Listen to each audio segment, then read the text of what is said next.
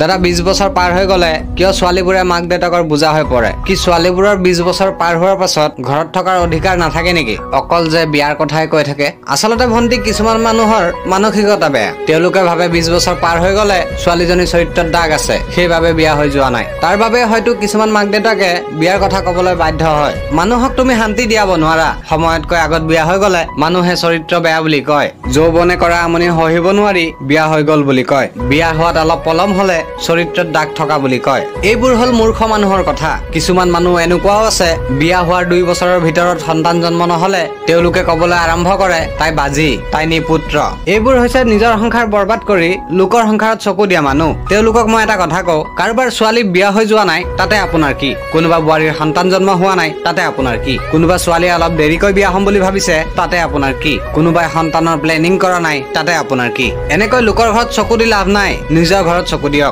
লোকৰ ছোৱালীক চকু দি লাভ নাই নিজৰ ছোৱালীক চকু দিয়ক লোকৰ ছোৱালীক জ্ঞান দি লাভ নাই নিজৰ ছোৱালীক জ্ঞান দিয়ক লোকৰ ছোৱালীক শাসন কৰি লাভ নাই নিজৰ ছোৱালীক শাসন কৰক নহলে এদিন লোকৰ ছোৱালীক শাসন কৰোতে কৰোতে নিজৰ ছোৱালীয়ে নাক কাণ সকলো কাটি আহিব ভন্টি তোমাক কওঁ শুনা মানুহে কৈ আছে বুলি ঘপককৈ বিয়াৰ সিদ্ধান্ত নলবা যেতিয়ালৈকে মনে মিলা মানুহ নোপোৱা তেতিয়ালৈকে বিয়া নহবা কাৰণ বিয়াৰ সিদ্ধান্তটো কোনো সৰু সিদ্ধান্ত নহয় তোমাৰ জীৱনৰ কথা আছে সিদ্ধান্ত লোৱাত অলপ খেলিমেলি হলেই জীৱনভৰ কান্দিব লাগিব মনত ৰাখিবা সেইটো তোমাৰ জীৱন হয় তুমি তোমাৰ মতেই বিয়া হবা আন কাৰো মতে নহয় ধন্যবাদ।